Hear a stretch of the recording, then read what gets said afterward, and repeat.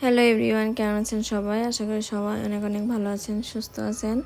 আবারও আপনাদের মাঝে আরেকটি ব্লগ নিয়ে হাজির হলাম। এটা হচ্ছে দুর্গাপূজার ব্লগ। আর এটা হচ্ছে অষ্টমীর দিন আমরা যখন পুজো দেখতে যাচ্ছিলাম, তো রেডি হয়ে আমরা এই যে বেরিয়েছি। তো রাস্তায় গিয়ে একটা অটো নেব, অটো নিয়ে পুজো দেখবো। কালকে সপ্তমীর দিন, মানে সপ্তমীর দিন আমরা অনেকগুলো পুজোই দেখেছি, আরও কিছু বাকি ছিল, সেগুলো আজকে দেখব। তো এই যে চলে এসেছি মণিহারের সামনে। আর মণিহারের সামনে অষ্টমীর দিন এত ভিড় ছিল, পুরো একদম জ্যাম হয়ে গেছিল। তো তারপরে যে আমরা চলে এসেছি যশোর রামকৃষ্ণ আশ্রমে। আর আশ্রমে সেদিন অনেক লোক ছিল, পুরো লোকে একদম ভর্তি।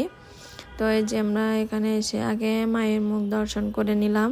আর সপ্তমীর দিন আমরা অন্যান্য জায়গায় পুজো দেখেছি যশোরে, তো তখন অন্যান্য জায়গা ফাঁকা ছিল, একদম নিরিবিলি পুজো দেখেছিলাম, আশ্রমে আসছিলাম না।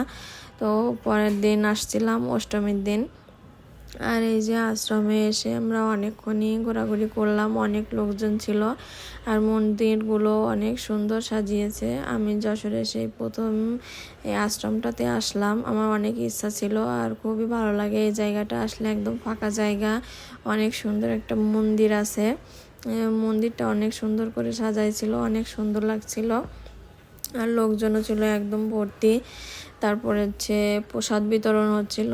তো আমরা প্রসাদ নিয়ে যেহেতু অষ্টমীর দিন আমরা অঞ্জলি দিয়েছিলাম, তো সে অষ্টমীর দিন হচ্ছে আমরা অন্ন খাবো না, এই জন্য হচ্ছে প্রসাদ নিতে পারিনি। তো অনেক দূর দূরান্ত থেকে ভক্তবৃন্দরা আসছিল, সবাই প্রসাদ নিয়েছিল।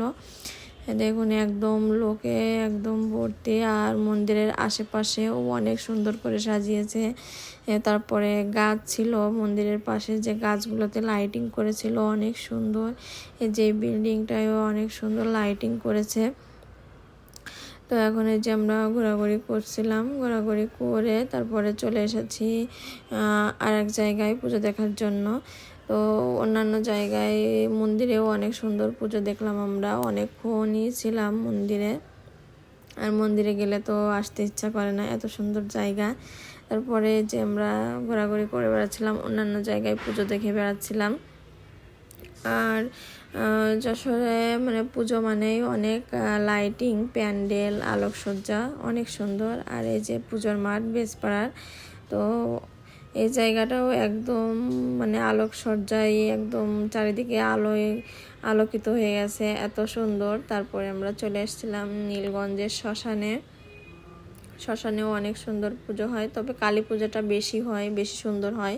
দুর্গা পুজো একটু লোকজন কম থাকে, তারপরে একটু নিরিবিলি শান্তশিষ্ট পরিবেশ থাকে। আর যেহেতু আমরা অনেক রাত্রে গেছিলাম, এই জন্য আরও একদম নিরিবিলি ছিল, লোকজনও কম ছিল।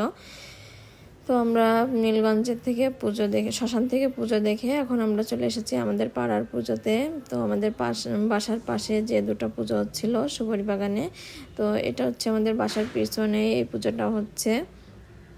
তো বাসার পাশের পুজোগুলো আমরা একদম লাস্টেই আসি, অন্যান্য জায়গা থেকে পুজো দেখে তারপরে এই পুজোগুলো দেখে বাসায় যাই। এটা ছিল সুপারি বাগানের সার্বজনীন দুর্গা পুজো মন্দির। তো এখানে সবাই একটু ডান্স করছিল, বাচ্চা কাচ্চাগুলো। তো এখন হচ্ছে আমরা বাসায় চলে যাচ্ছি, অনেক রাত হয়ে গেছে। তো আজকের ভিডিওটা এই পর্যন্তই। সবাই ভালো থাকবেন, সুস্থ থাকবেন, ধন্যবাদ সবাইকে।